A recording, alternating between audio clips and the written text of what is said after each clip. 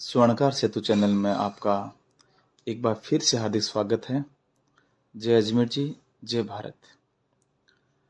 हम अपने पिछले कई वीडियो के द्वारा स्वर्णकार समाज की कई विभूतियों से समाज को, राष्ट्र को एक दूसरे से परिचय करवाने का हम प्रयास कर रहे हैं। स्वर्णकार समाज प्रतिभा संपन्न और राष्ट्र प्रेमी समाज है। महाराष्ट्र के पुणे में कई समाज बंधु निवास करते हैं, जिसमें मुख्य रूप से नंदलाल ज्वेलर्स के मालिक श्री रामविलास शंकरलाल जी वर्मा कुलथिया।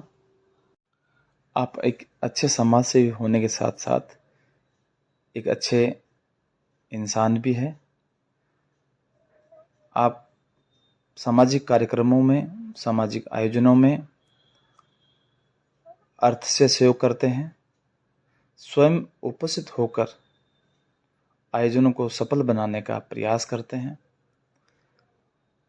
आपका पूरा परिवार एक सुलझा हुआ परिवार है।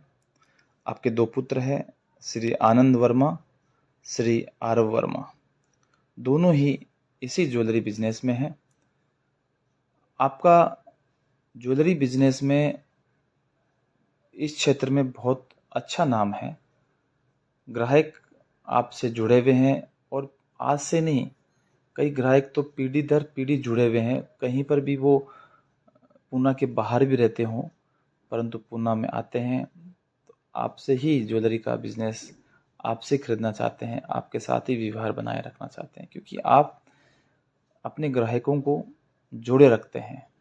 शुद्धता, निष्ठा, समय की मर्यादा का पालन करते हुए समय के साथ चलने में यकीन रखते हैं आप। और सबसे महत्वपूर्ण बात है कि आप एक ग्राहक को ग्राहक नहीं समझते, परिवार का सदस्य समझते हैं, उनके सुख दुख में सम्मिलित होते हैं। महाराजा अजमेर जी ट्रस्ट द्वारा निर्मित पुष्कर राजस्थान में बन रहे भवन के आप मुख्य ट्रस्टी हैं।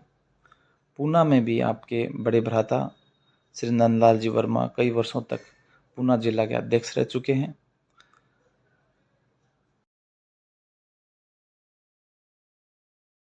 स्वर्णकार सेतु पत्रिका के आप शुरू से ही एक प्रमुख रूप से सदस्य के रूप में जुड़े हुए हैं।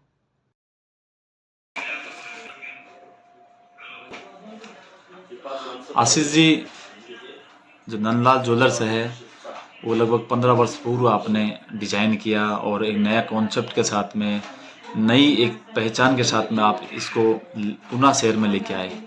तो उस समय इतना शोरूम का कल्चर नहीं था जो आज है।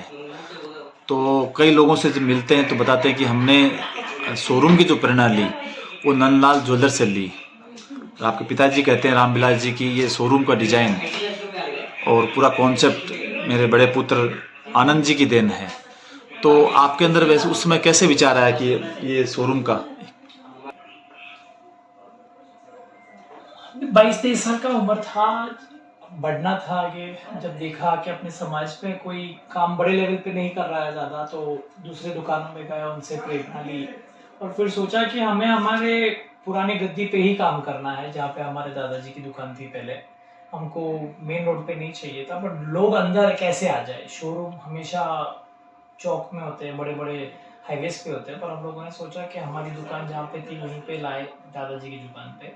पापा के आशीर्वाद से उन्होंने सपोर्ट किया और मैंने जो बनाया वो बनाया, जो भगवान ने हमको वो टाइम पे गाइडेंस किया। ये शोरूम जो है बहुत सारे लोगों के लिए प्रेरणा है।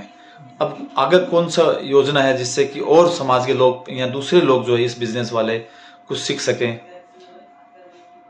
मैंने 15 साल पहले जब ये शोरूम शुरुआत की, उसके बाद में मैंने 2-3-4 अलग अलग बिजनेसेस और भी किए, पर मैं सक्सेसफुली कह सकता हूँ कि सब जगह पे काम करने के बाद कहीं पे जीत हुई, कहीं पे हार हुई, पर सब समझने के बाद मैं ऐसा पक्का है कि सोने का ज्वेलरी का बिजनेस सोना बिजनेस है, राजा बिजनेस है। अच्छे लोगों के साथ अगर अच्छा काम करे तो इसमें कोई दिक्कत है नहीं।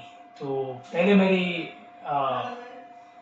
पहले ऐसे सोचता था कि मुझे ज्वेलरी के बिजनेस में काम नहीं करना, पर अभी ऐसा बिल्कुल नहीं लगता। अगर हम उसको ध्यान दे के काम करें तो बहुत कुछ हो सकता है। आगे काफ़ी कुछ और करना चाहूँगा मैं। रिटेल ज्वेलरी शोरूम तो नहीं बढ़ाएंगे, बट हम लोग प्रॉब्लली कुछ तो सॉफ्टवेयर या सैस या गोल्ड इंश्योरेंस ऐसी कोई चीज़ों में ध्यान देने का है ही विचार। आप ज्वेलरी शोरूम के साथ साथ में जिम जो स्वास्थ्य के लिए वो भी चलाते हैं, उसके बारे में थोड़ा सा जानकारी। जिम बस हमारी एक प्रॉपर्टी पड़ी थी 5,000 स्क्वायर फीट की। अभी ये बड़े साइज में शोरूम पहले माले पे तो शोरूम डाल नहीं पाएंगे, तो फिर जिम शुरू कर दिया। अच्छा बिजनेस है, ढंग का है। थोड़ा काम ज़्यादा घुसे थे उसमें, बट अभी इतना ध्यान नहीं देते मैनेजर के लिए।